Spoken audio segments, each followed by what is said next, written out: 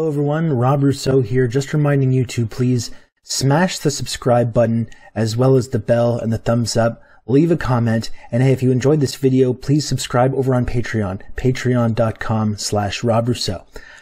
Okay, that's all. I'll talk to you later. Bye. It's nice to be here. Yeah, it's nice. It's great to have you. I'm a fan of your show. I usually have it on in the background when I'm working. Oh, that's so nice. So. That's wonderful. That makes me happy to hear. I'm really happy to have you on. I've been wanting to have you as a guest on the show for a while. And I think this is a great moment to do it, Amanda, because considering the absolute mind-numbing lunacy we've been seeing in the media lately. Yeah. You know, when you asked me to come on your show last week, it was like last Friday or something. And I said I could come on today, Friday, which is like a week from then. And you said that like you wanted to talk about the spy balloon. And, you know, in my mind, I was like, oh, you know, the spy balloon will be like old news by then. It's like a week from now. But here we are, alas, still talking about the spy balloon 7 days after the fact. Yeah. Okay. Well, this is a good way to start this discussion because, like, as you know, if you do ever watch this show, you know that the sort of like new Cold War and, you know, the way our media, the kind of hysteria that our media whips up against China. It's been one of the main things that I've kind of focused on since doing this show. And it feels like it's something that's kind of gotten exponentially more insane as the years have gone by that I've been doing this. But like when I first heard about this balloon story, I think it was like Thursday night. And even with the coverage that I've done on this, I've talked about this a lot. I've thought about it a lot. I totally underestimated how crazy the freak out was going to be over this balloon. Like I really didn't think that it was going to be that big of a deal. And I was genuinely surprised, even with my knowledge of how our media loves to freak out about these very things. I was genuinely surprised by the absolute hysteria about this. We're like, I guess from what you were saying, like, were you surprised as well from this? Yeah. I mean, I feel like anything that happens, they'll use it as a way to kind of paint China in this like terrible light of how like it's you know, operating spy operations against the US. But I really did not expect the like sheer level of hysteria around it. You know, like I mean, according to Chinese officials, it was a weather balloon. And to me, that seems, you know, logical. It seems believable. It just looked like a small balloon drifting in the air. It's the size of 3 buses, though. That's quite large. And I mean, it was also like another classic example of the U.S. projecting what it often does to its own citizens and to other countries onto another country, onto another enemy nation, right? Because a few years ago, The Guardian came out with this exclusive report about how the Pentagon was testing mass surveillance balloons across the Midwest. And these balloons have the ability to, you know, follow vehicles for several miles. And then I think at one point, the US government was also testing surveillance balloons to use on Russia and China. But if you looked at the pictures, these were like massive. They didn't look like the small balloon that you know, this Chinese balloon was, you know. And I mean, like the spectacle around shooting this tiny balloon down with a missile and just the nonstop coverage of it. And then I thought it was dying down until I logged onto Twitter yesterday and I saw that there was like an actual US Senate hearing over the balloon. Yeah. And then I don't know, maybe this is an article that we can talk about, but I woke up this morning and there was this Guardian article. I'll send it to you in the chat about how China is using this spy balloon drama to quote unquote drum up nationalistic fervor, which is another classic case of US projection, right? Because we're on week 2 almost of 24/7 nonstop coverage over this stupid balloon. Yeah. Well, yeah, talking about projection. I mean, that's the amazing thing that I was wondering. People were wondering, like, what kind of intelligence can China possibly be getting from this balloon? Mm-hmm. And it's like, as we've been talking about, it's just taking a bunch of aerial pictures over the United States, which are very easy to do if they've the numerous satellites that are in the air. We were talking about how during the coverage of this, they were freaking out about the ICBMs and the nuclear weapons and the military bases, while also showing the location of these bases on maps on the news while they were talking about it. But I think if you could talk about one like concrete piece of intelligence that China or any other nation is getting over this, it's like seeing how completely deranged and paranoid America is over everything that it possibly perceives as one of these kind of provocations. It was not a moment, even though they shot as you point out, they shot the balloon down with a missile. It was not a country that came across looking very strong or very confident on the global stage. This looks like a paranoid, dying empire, and perhaps that was the intelligence that China or whatever other country was taking away from that.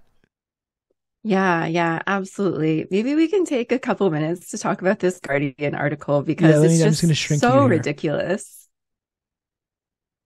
Yeah.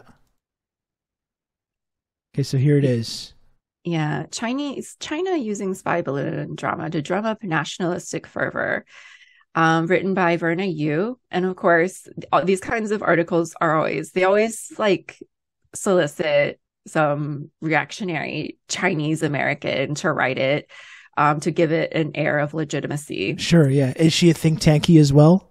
I didn't look into her. Because we were just talking about that, and I know you've written about that as well, that anytime they want to bring on an expert to talk about what China is thinking or what they're doing, it's every single time connected to someone from one of these demonic think tanks funded by Raytheon and Lockheed Martin and all these defense contractors. Oh, for sure. So I just Googled Verna Yu. She is not a think tanky, but she's a freelance journalist, and she has a PhD in history, specializing in the intellectual history of contemporary China. So she's an academic, which I feel like is just like a think tanky with more steps. Sure, yeah. But yeah, you're right. A lot of times what the US media does is they'll often enlist either like a Chinese American person or some kind of specialist from a think tank, and you dig into their annual reports and look at their sources of funding, and they're often funded by like these big tech companies that would benefit from the opening up of China and China's technology sector to them, like Google, for instance, or they're often funded a lot of times, as you said, by defense contractors like Raytheon and Boeing. I'm thinking specifically of like the Australian Strategic Policy Institute, yes, which was like one of the primary purveyors of this Uyghur genocide narrative, which has largely died down at this point, but they were really pushing for it. There's every single news story that was written about that. Yeah. They were one of the primary sources on it. We've looked over some of those stories as well from the Washington Post or the AP as well that have like gone to Xinjiang to report on this story and been like, yeah, it doesn't seem like there's really anything going on anymore, but it's still very sinister and scary though, and you should really be alarmed by, it's really laughable the way that's kind of collapsed. Yeah. But if you look at their sources of the funding, ASPI, they're funded by the a huge percentage of their funding comes from the Australian Department of Defense, like 47%. The rest is funded by the U.S. State Department and the U.S. Department of Defense, and of course the usual actors like Raytheon, Boeing, defense contractors. Yeah. But yeah. So what specifically about this story though it caught your attention? About the nationalistic fervor that it's drumming up. Yeah. I mean, just the way this article is framed, I feel like China has it's been really restrained in the response to this, as they usually are. And it's really like, again, the US that, is constantly escalating stuff like this. And like holding a fucking Senate hearing, canceling diplomatic missions there. Like, I think, yeah, like someone from Biden's administration was supposed to Blinken was supposed to go. Yeah. Blinken was supposed to go, and they canceled the trip over a fucking balloon. And just this general hysteria over it. But it's again accusing China of doing something that the US is currently doing themselves. And it's a way of, kind of trying to obscure, like US imperialist policy by deflecting its own crimes onto its enemy nation. Yeah, I mean, there's nothing that the U.S. won't use to drum up nationalistic fervor. It's one of their favorite pastimes. Mm-hmm. But it's interesting as well because, like, the U.S. also refuses to, like, look at their own behavior and how that's contributing to both nationalistic sentiment in China and elsewhere, but also anti-American sentiment. I was speaking with Vijay Prashad about this a couple weeks ago and talking about how there really is, like, a growing strain of kind of anti-American thought within China. And it's not really surprising, like, in reaction to, like, the constant belligerence and the constant provocations. And, like, whether you're talking about, this narrative about Xinjiang, whether you're talking about the Hong Kong protest, the endless hand-wringing about that, or, Taiwan, Pelosi visiting Taiwan, despite the Chinese specifically clearly saying that they would consider it a provocation and a violation of the anti-China policy. And that's the other thing we were pointing out when you talk about this balloon. As much as Americans were terrified by the possibility that this balloon was like taking pictures of Montana farmland, refused to acknowledge that China is militarily encircled by U.S. military bases. And it's the way that, like, any reaction to that is always framed as being belligerent or being aggressive. And just in the context of this massive hysterical push about this to demonize China and make sure that American citizens are scared and angry about this country, it's not really surprising that does have a reaction in China or wherever else that becomes a target of these kinds of media narratives or political narratives, that it does drum up nationalistic fervor. It's kind of a normal response, I think, to being kind of under siege like that. Mm-hmm. And I mean, this kind of Cold War hysteria, it serves a purpose within the US too, right? Like, I don't know if you watched Biden's State of the Union a couple nights ago, but I did, yeah. Yeah, it was pretty long and it covered like a broad range of topics, right? But at the end, he brought up China and the threat that China like supposedly poses to the US. And Biden was like very explicit in saying, if China threatens our sovereignty, then we will do everything we can to protect our country. And I mean, that's ridiculous, right? Because as you just said, it's the US that is completely encircling China militarily. It's the US that has 750 military bases around the world. How many military bases does China have, like outside of China? I think one in Djibouti. Yeah, and maybe we were even talking about that when they were doing the coverage of this balloon, talking about China's illegal military bases in the South China Sea, while then completely ignoring America's own military bases surrounding the country, or promoting it, talking about, oh, by the way, and also, while on the one hand we're hand-wringing about China having, one or two military bases, we're also talking about, in a positive light, the fact that the United States is opening 4 new military bases in the Philippines right now. Mm-hmm. And this is just taken as a total given that we should find one of these things totally acceptable and fine, and find one unacceptable and scary. Yeah, and I made this point before is that, the purpose of kind of driving up this hysteria around China and always presenting it as, like this authoritarian government, this totalitarian society that we should always be afraid of, is for the purpose of, as the contradictions of capitalism are sort of heightening in the US and things are getting really bad, like homelessness is increasing. Millions of Americans don't have health care. Inflation is crazy because, corporations are driving up food prices in order to collect like a higher profit. People don't have jobs. This China threat is a way for the US government to kind of point to this like other and, say, like as bad as it gets here, we will never be like them. We will never be them. And it acts as a foil through which, like people feel better about living in the United States because, even though things are crumbling here, we will never be China. Yeah. And so it's like it's another form of propping up this kind of American exceptionalism. Yeah. Well, you see it in Canada as well. A lot of people that kind of fetishize this idea of the specific idea of Western liberal democracy and suggest that that's the only possible system that is democratic or representative in any way. And anything outside of that, whether it's China or anywhere else, is automatically authoritarian, while completely ignoring the role that our own sort of liberal democracies play in maintaining this dictatorship of capital and having this political system that's completely bought and paid for by these big powerful lobbies and monopolies and corporate interests.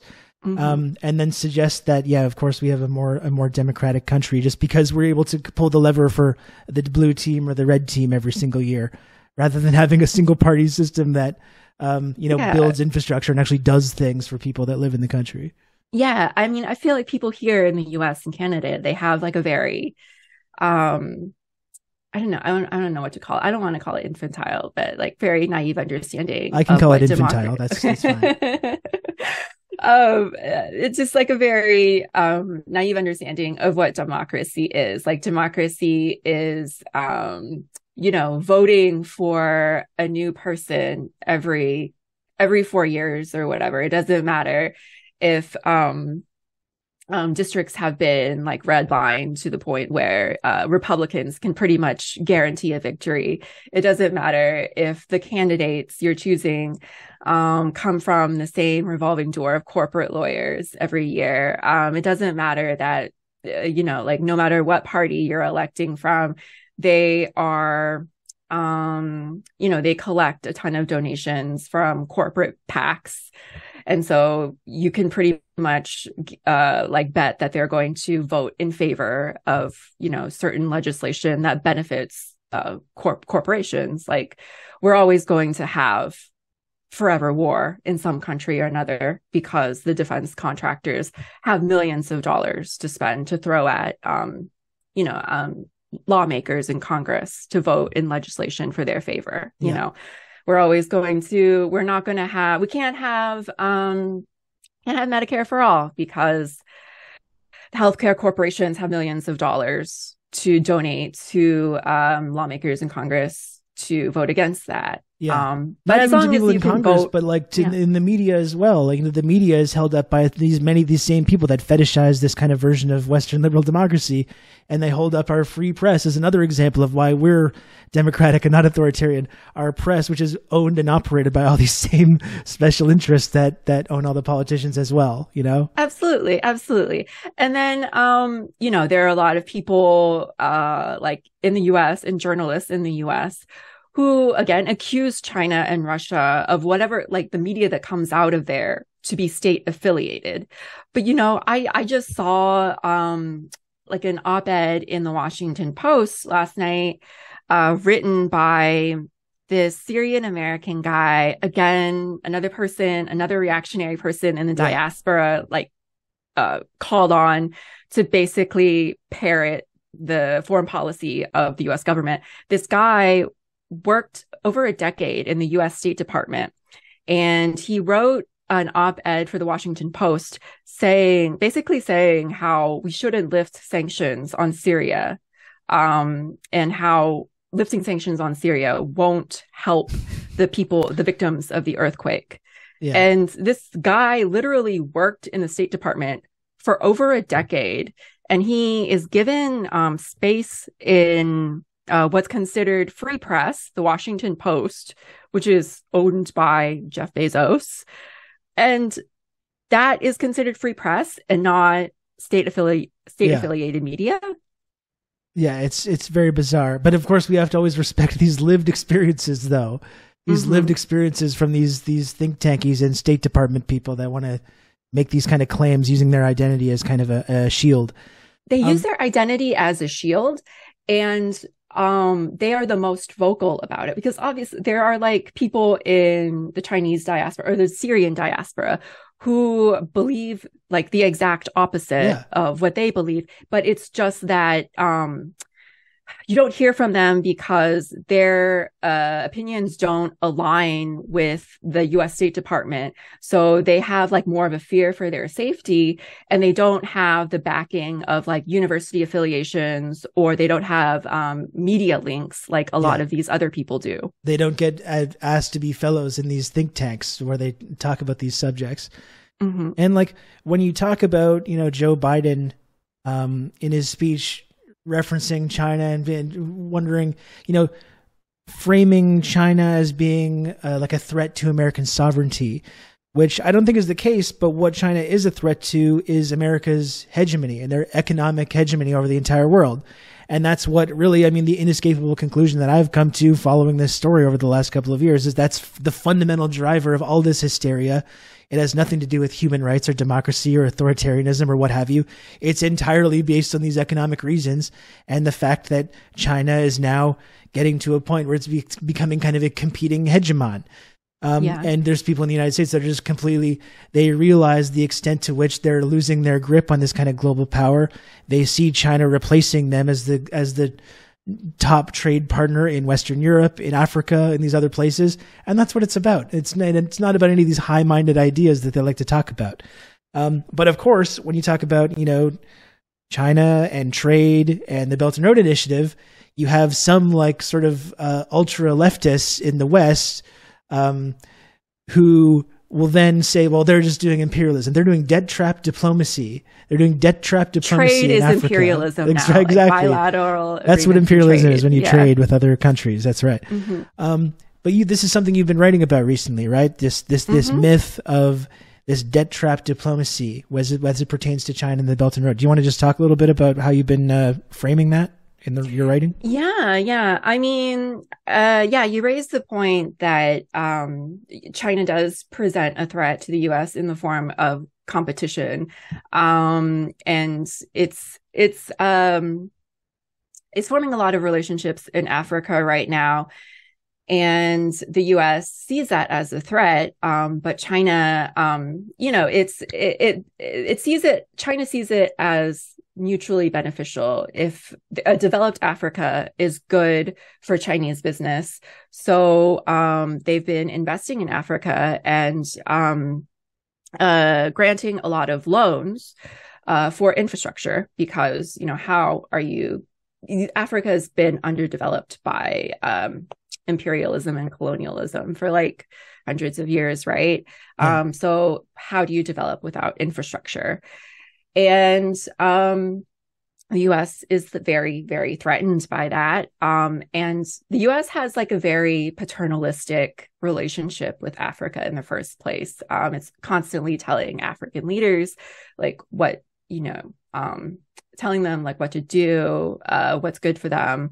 And I kind of want to read a quote from Antony Blinken when he was speaking to the Young African Leaders Initiative in April of 2021. He said, "We're not asking anyone to choose between the US or China, but I would encourage you to ask those tough questions, to dig beneath the surface, to demand transparency, and to make informed choices about what is best for you and your countries. If someone is coming along and saying, I'm going to invest a lot of money in your country, but it's a loan, so that means you have a debt and you're going to have to pay it back someday. And if that debt is too great and you can't pay it back, then I'm going to own the asset in question."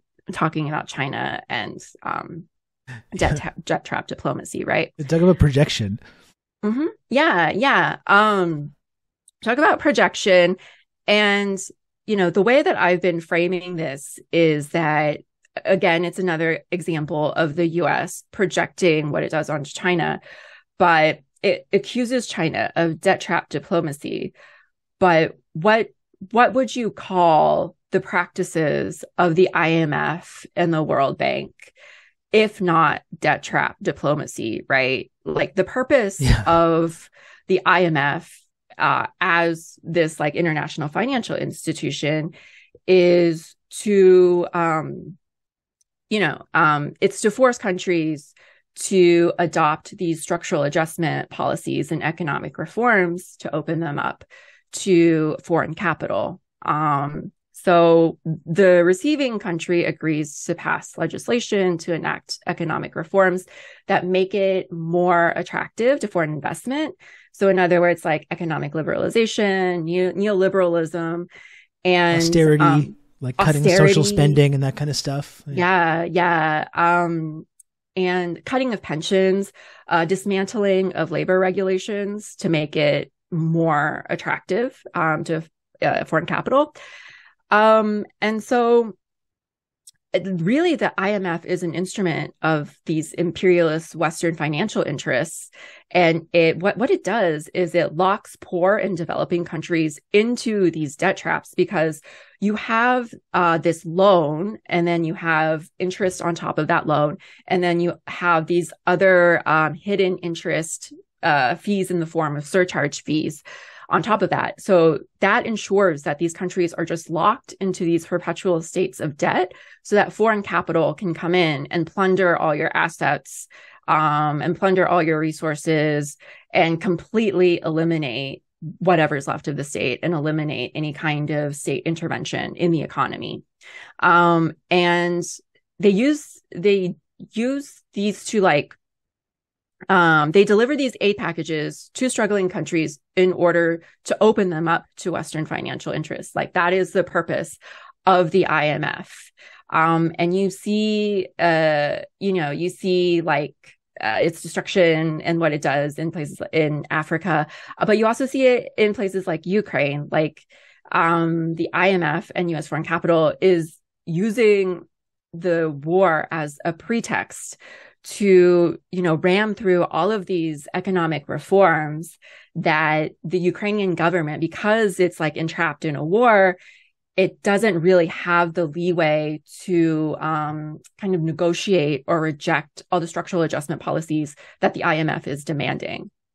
Well, and even like in your article that you put out about this recently, you talk about how that was the whole precursor to the Euromaidan protests in the first place. The fact that the IMF was trying to get Ukraine to take an IMF loan for development. Russia came along and offered them a better deal, which included access to cheaper Russian gas. And lo and behold, that was immediately when this organic, democratic Euromaidan protest movement, where Ukrainians stood up and demanded freedom from this kind of the tyranny that they've been experiencing. And then, of course, with the rubber stamping of the U.S. State Department, you get a pro-NATO, pro-Western government installed, and arms immediately start getting pumped into eastern Ukraine to start what became this proxy war, which is spiraled into the Russian invasion of Ukraine.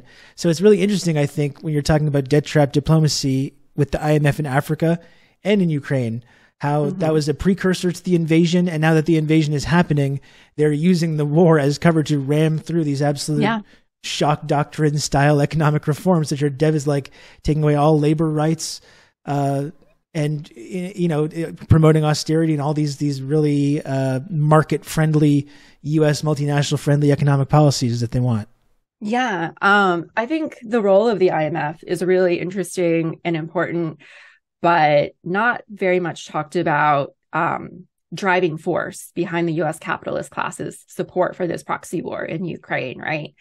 Unlike Russia, Ukraine, after the fall of the Soviet Union, it adopted a mixed economy. So it adopted like some market reforms, but retained some level of like state and government intervention. And so, this relationship with the IMF and Ukraine, it formed after the dissolution of the Soviet Union.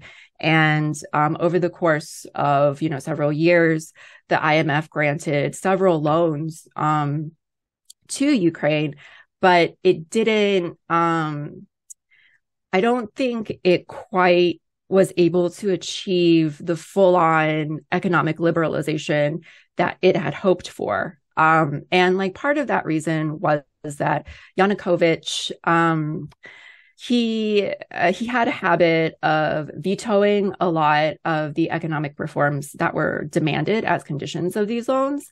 And like some of them eventually would pass through parliament, but because of him, they would be delayed.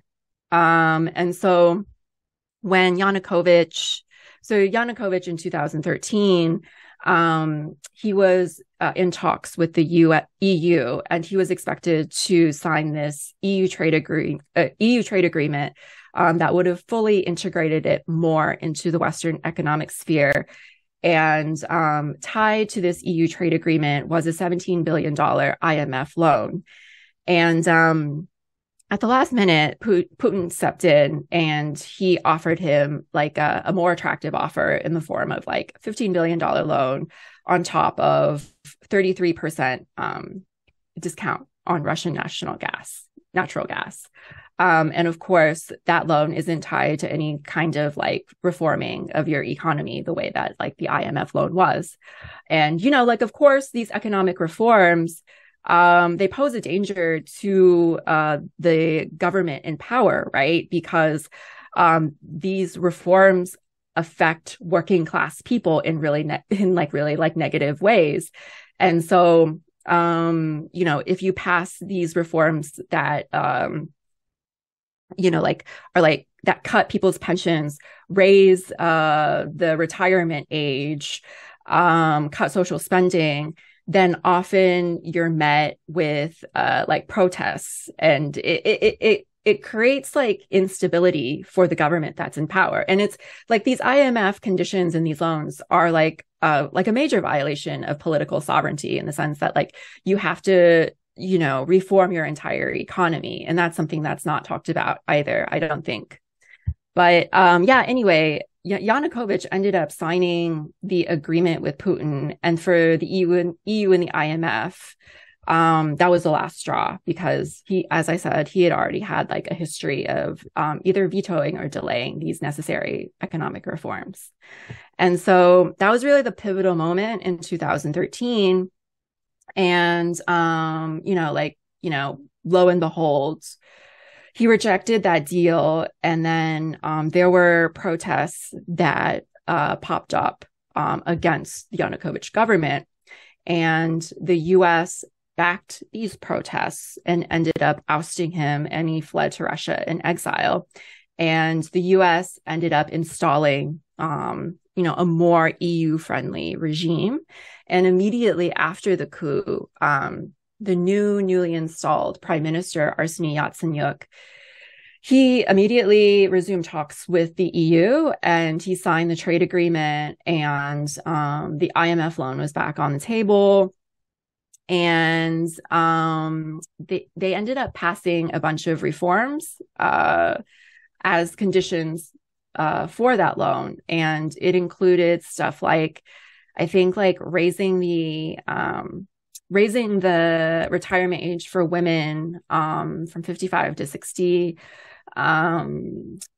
cutting wages for public sector workers, raising property taxes, freezing the minimum wage. That was another one. So now that they have like this US EU friendly government in place, the IMF has really taken that opportunity to ram through these kinds of really devastating economic shock therapy policies that they were not able to pre-2014 before the coup. Yeah. And just with everything that you're describing, it's amazing that people, especially here in the West, people that identify with the left as well, just refuse to see the role that America plays in these events, or suggest that, like I saw that guy, George Monbiot today, who's like one of these like kind of like climate lefty guys from the 90s, who writes in The Guardian, talking about how, look, basically what we're describing as being this kind of like Kremlin propaganda, and it just disguising or hiding or obfuscating Russia's imperialist war of aggression, while denying the role that America, as by far the number one imperialist power in the world, is playing in these events. It's so naive. You're seeing them use that imperialist muscle in Ukraine. And you're also, like we've been talking about this week, you're seeing it in places like Germany as well, where Germany is like, Oh, right. they bombed Germany's pipeline, which was getting them cheaper Russian gas, and now they've pulled Germany into this their side of this conflict against Russia, and are forcing them to now not get that cheaper Russian gas, but buy fracked gas from the United States at a much higher cost and a much more environmentally damaging process. I mean, that is imperialism at play. When you have a powerful nation like that, that's able to get countries such as Germany to slit their own throats economically at their behest. I mean, that's an example of a country showing its imperialist power, not a country that's trading, or not even a country that's invading another place. Like that's not what these words mean. But I kind of feel like this kind of leftist terminology has been distorted so much that people were able to throw around this kind of Marxist language in an effort to sort of like, what you end up doing is propping up or continuing to prop up Western hegemony and the actual imperialist powers. Yeah, and I think the U.S. has done a really good job of, what's that word? Obfuscating, obscuring. Obfuscating. Obfuscating its own imperialist practices through these arms like the IMF, which it controls basically, right? And they have this degree of separation. Yeah. USAID, and also like these like other like NGOs and other mechanisms. Like, I mean, to bring up an example, after 2014 in Ukraine, the IMF sort of demanded that Ukraine kind of cut down on corruption within the government. And, just to be clear, there is like a level of corruption in the Ukrainian government. But this was like another smokescreen through which the IMF or the US could, again, pry it open for Western capital, right? And so what they did was, with the support of the Open Society Foundation and USAID, the IMF and the EU required Ukraine to set up what was called a National Anti-Corruption Bureau of Ukraine. And so it's like this state body that investigates so-called corruption. But like, what it does is that it just ensures that a lot of state purchases go through foreign firms, like state assets are like sold to foreign firms, and then like all state purchases are like purchased through foreign companies rather than local firms to boost the local Ukrainian economy. And so like one of the initiatives set up by these anti-corruption campaigns is this e-platform site called Prozoro. And Prozoro is basically this online platform where, where state and municipal people, if they're looking to buy something, they announce the state tenders on the platform, and then business representatives from like Western companies basically bid for it. And so this all but ensures that all state purchases will go through will go through foreign firms rather than like local Ukrainian firms. And what like the IMF and the EU say is that why would you buy like a crappy Ukrainian product when you can buy like a better foreign product? And on top of that, like if you like go through like a local company, then the risk is much higher that your money is going to benefit the local oligarchy. And so it's like this really weird situation now where, usually countries in states of war, they nationalize key sectors of their economy, or they like nationalize production in order to boost the local economy. But Ukraine hasn't really done that.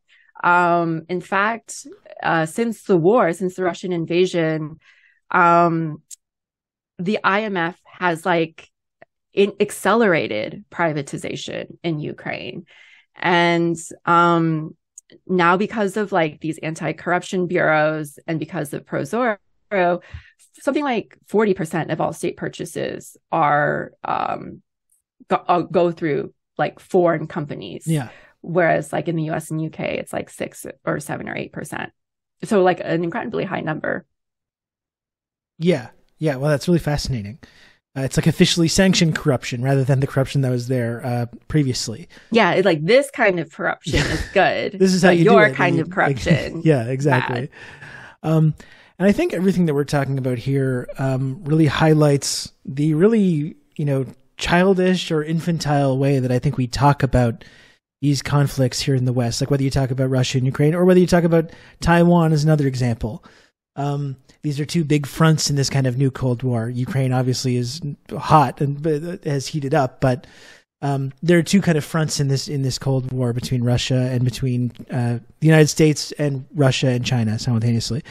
And I think the infantile way that we talk about these things, whether it's Ukraine or Taiwan, is we suggest that the choice being offered to these places are to be like, what, do you want to be free and democratic, or do you want to be controlled by Russia, or do you want to be controlled by China? And we just want to support these places and pump them full of arms so that they can defend themselves and be free, autonomous places.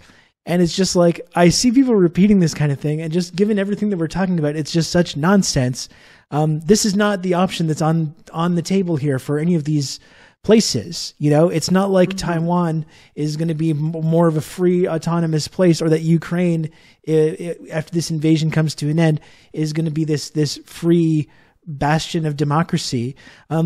They want to be Western client states. Like they want to be a bastion, like holdouts for Western imperialism. They want to be able to pump arms into Taiwan and Ukraine so they can threaten and destabilize their big geopolitical enemies.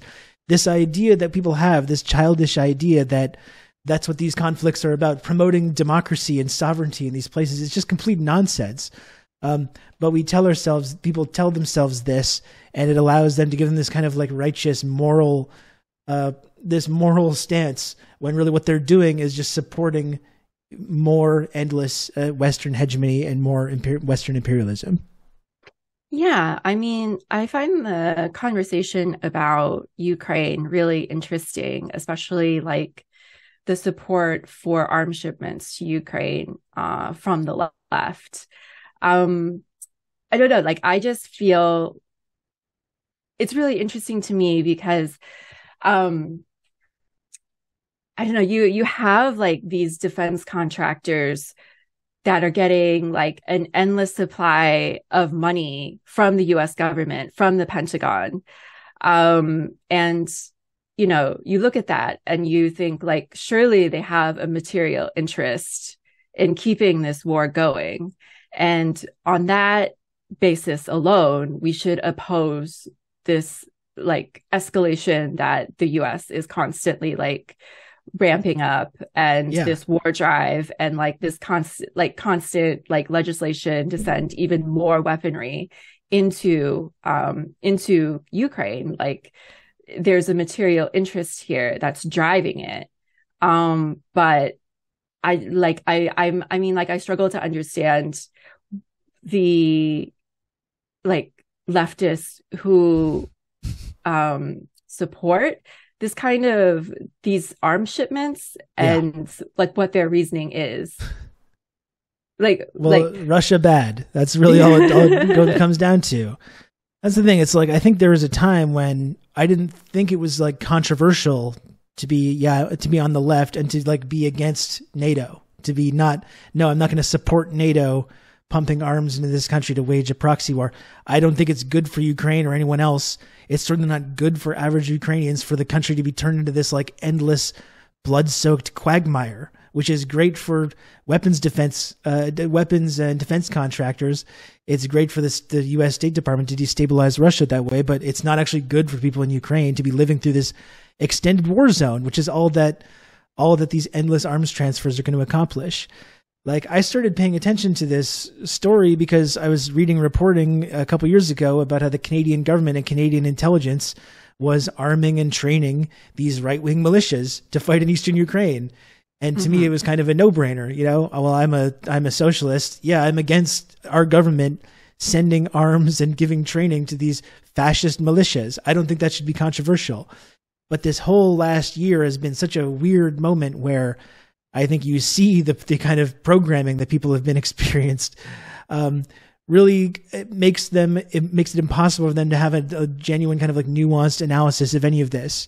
And so many people who kind of like have built brands as being leftists have just gone all in on this support NATO, support the U.S. State Department, endless arms transfers. It's been very bizarre to see it, and to see the way that like people talking about peace or people saying no, we shouldn't support NATO are framed as being these radicals or extremists, or ironically being framed as tankies, despite literally arguing to not have tanks being sent to the country. It's been a very kind of grim reminder about how sort of the Western left, such as it is really in a large part just kind of completely kind of politically incoherent and often very reactionary, especially when it comes to these foreign policy views. And when the propaganda button starts being pressed and you see that big full court press coming from the US government and the media, how susceptible people are to it, even people that should know better, people that think that they're above being victims of propaganda like that. It's been an eye-opening experience paying attention to that. Yeah, the situation in Ukraine, it's a little bit difficult to build an anti-war movement around, because it's not like Iraq, where the government was like directly sending Americans off to die. And so in order to really understand Ukraine, you have to like understand these US mechanisms for US imperialism, like NATO, like the IMF, like the World Bank, like we were talking about. And it's a little bit difficult to like wrap your mind around. And then you have the propaganda around Russia that already existed in the form of like Russiagate a few years ago. Yeah. And people, and like, you know, just like remnants of the Cold War, people still like thinking that Russia is in some way the Soviet Union. So there's like a little bit of anti-communism running through that. And so it involves like a little bit, it's like a much tougher situation to understand. And there's already a lot of like anti-Russia hysteria around it. And then you get a lot of these leftists kind of talking about a decolonization project to give it like some like leftist veneer, that the war in Ukraine is a decolonization project. They're calling to turn Russia into 30 different ethnic states that are all different ethnic groups. Of course, controlled by NATO. And they do the same thing with China as well, right? They want to balkanize China, and they talk about decolonizing China and turning Xinjiang into East Turkestan, and decolonizing Hong Kong and Taiwan and Tibet. Of course, there's the Tibet discourse is popping up again. It's very insidious how this kind of left-wing language about imperialism and decolonization and these things are used to prop up the major imperialist power in the world. The decolonization argument is like a bit ahistorical anyways, and like a bit like decontextualized, because like decolonization, you know, when it was discussed like during the Cold War, like during these national liberation movements that were popping up everywhere, decolonization meant like some formation of you know, like a welfare state that would like take care of like its citizens. But decolonization in this context is only, you know, discussing it only means like kicking out any sort of Russian political or economic or cultural influence. But it's like it's kind of combined also with this elimination and attack of the state.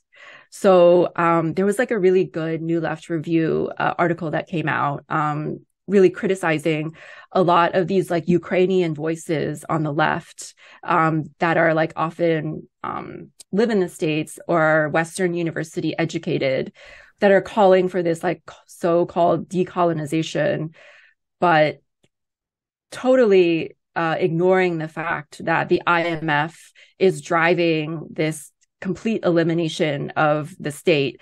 And, you know, like, what good is this decolonization if in the end there's nothing left of the welfare state to begin with in Ukraine? Yeah.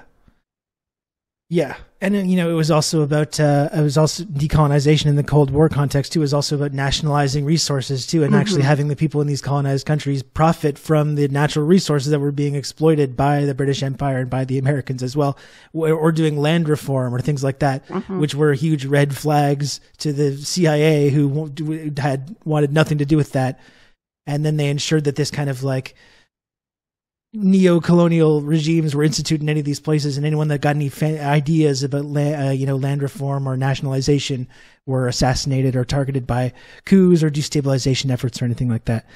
And I mean, to tie it together with what you were mentioning earlier, how a lot of this stuff is always projection as well. So it's very interesting, definitely Americans and Canadians and Australians talking about decolonizing, Russia or China, and not really having that same energy for our own societies, which are built atop of massive graveyards of millions of people that we killed to take this land in the first place. Which we attribute to everybody else except us. Decolonization means the exact opposite of what you were talking about in that like Cold War national liberation struggle context. Decolonization means like just like the breaking apart of these countries into ethnic enclaves to make it easier for like penetration of U.S. capital. Great. Sounds like that's going to be a great situation for everyone that lives in these places. You turn Russia and China into 10 separate NATO subservient ethno-states. I'm sure that would be really great for everybody that lives there. Well, Amanda, I don't want to keep you too much longer, but this has been a great discussion. I'm really happy that you could come on the program. I really appreciate all the writing and commentary you do about this. It's very valuable for anyone that wants to learn about these kinds of this kind of subject matter. Thank you. It was really great to talk to you. Yeah, thanks for having me on. As I said, big fan of your show. So yeah, it was a real pleasure to be on.